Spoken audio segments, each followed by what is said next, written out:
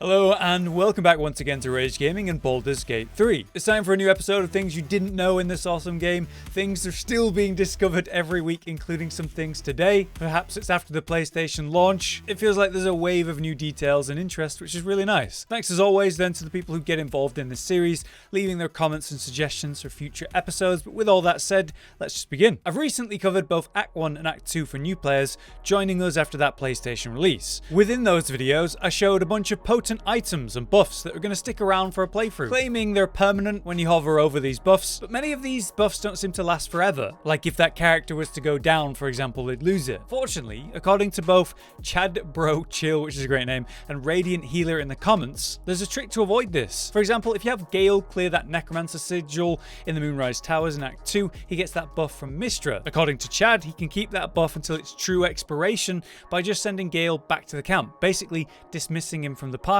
so the buff just stays on him from then on. Or you have Radiant Healer's tip, where you can get Morning Lord's Radiance buff to stick around longer too. When the party receives the buff, you can send one person back to the camp just like the Gale trick, and then when they rejoin, they maintain that buff, avoiding the cleansing of it through, say, long rests and so on. In short, though, it seems that there's different ways you can maintain those quote-unquote permanent buffs, and it seems tied often to having one person or multiple people leave the party and go to the camp, and having them come back to sort of refresh things. I wonder how that works with all of the permanent buffs though, but it is interesting to see that there's ways around it. On that note, our next thing is to do with a specific long-term buff, the Lovitar's Love buff, which we get back in Act 1 by letting that strange man in the Goblin camp hit us and pass the various checks. Now, as it turns out, you can make those roll checks easier, which is certainly nice in the early game, by undressing. According to both George Prentice and Yoids in the comments, you just need to take off your armor and complete that process while shirtless. In exchange,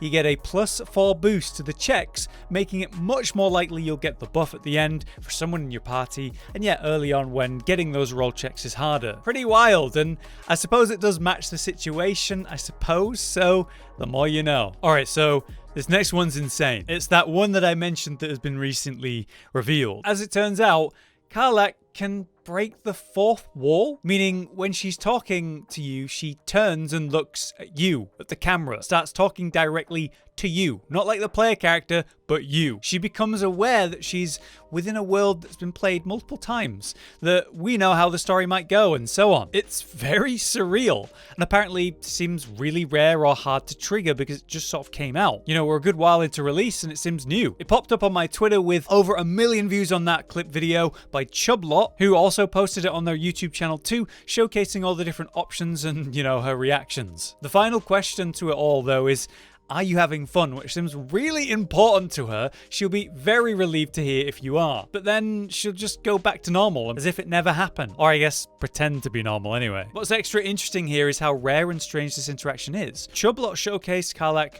convincing the player character to do sort of a strange meditation method together.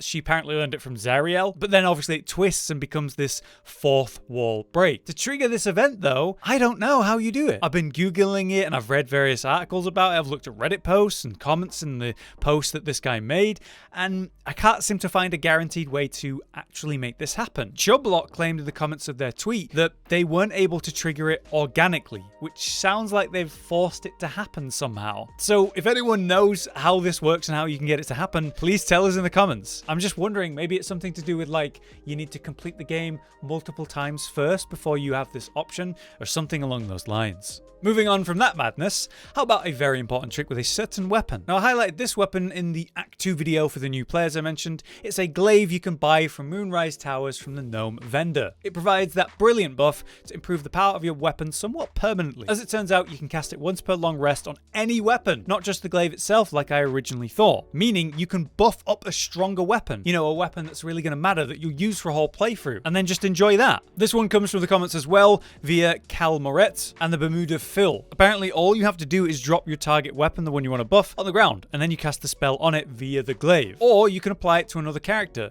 and what will happen is it'll just target the current active weapon. You do want to make sure that the weapon you're buffing is one you're actually using to attack directly though, otherwise the buff won't matter. You know, if you use it on a magic staff you're not actually bonking anyone with, it's not going to affect anything. Insanely though, Phil also highlighted that you can cast it multiple times per long rest if you use a sorcerer and then meta magic as an example. Basically you twin the spell and then you can drop 2 weapons on the ground and twin spellcast buff up both of them at once, making both weapons much stronger until the next long rest where you can just do it again. Kinda makes this glaive one of the more important items in the whole game, which is kinda crazy, and you can get it as early as Act 2 just going straight to Moonrise Towers and buying it, right? Yeah, good to know. The next one that comes from the comments I've seen quite a few times now, so I'm finally going to talk about it. It's to do with the giant weapons in this game, the weapons that say big ogres in the early game have, but also late game, like the huge robot watchers found all over Act 3. The problem with their weapons is we can't use them because the weapons are so big, so heavy, you know, our smaller characters can't deal with that. On my most recent episode though, it came up again by a bunch of people. The most upvoted comment was by Nightmare NKN. Apparently there's a bug to bypass this. Let's say you disarm a big weapon user. Maybe you use a disarming attack or like command or something. Ultimately, pick up the weapon yourself and it's now in your inventory and it's unusable. However, instead of trying to equip it normally, you drag your currently equipped weapon that you can use over the icon of the massive weapon in your inventory, and it kind of bugs out. Suddenly you'll be using that Watcher Sword or the crossbows.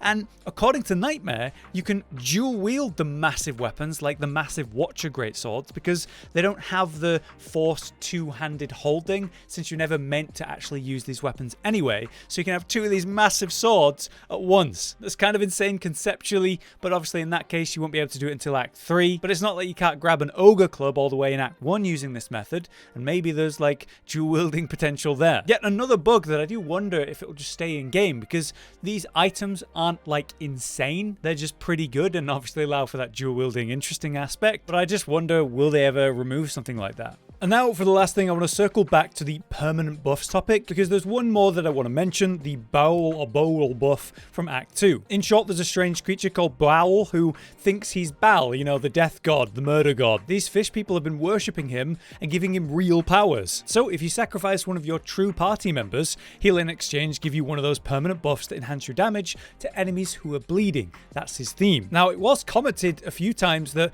you could go get, say, a sacrifice that is not one of your main companions, but say a hireling, and you could trick the system with that. I went and tried that and it didn't work, so if that worked in the past it must have been patched. But there is another detail that's interesting about this one, commented by Kiansmu, who brought up the way you can actually change the situation entirely. All you need to be is a bard or have a bard with you, and using the bard you can convince the fish people that boooal here is actually a false god, and the reality is that you are their true god. You need to pass some checks, they're pretty hard rolls, but if you do, not only can you kill this fake boooal here and help the fish people, but if the fish chieftain lives the fight, you will then be appointed as their new god. Just some fun stuff to consider there, aside from the main buff from a sacrifice, or maybe getting the weapon as a version of that buff. But yeah, there you have it. Another episode of interesting and hopefully useful things to consider in your own playthrough or future playthroughs. As always though, if you guys have anything you want to add to the things we talked about today, or you've got something that you'd like to see mentioned in the series as a whole, you could drop it in the comments and it might make it in. For now though, I've been Hollow, you've been you. Thanks for getting involved and all the help with the series, guys, and as always, thanks for watching. See you next time. Josh, Cotton, and Hollow with the videos, dropping the humor like a hammer on your tippy toes, bringing entertainment on a daily arrangement to take our insanity and turn it into entertainment. Yes, I said entertainment twice, to reiterate that it is nice to look into your faces on a mostly daily basis when you let us in your homes to make the whole world a stage. Goodbye.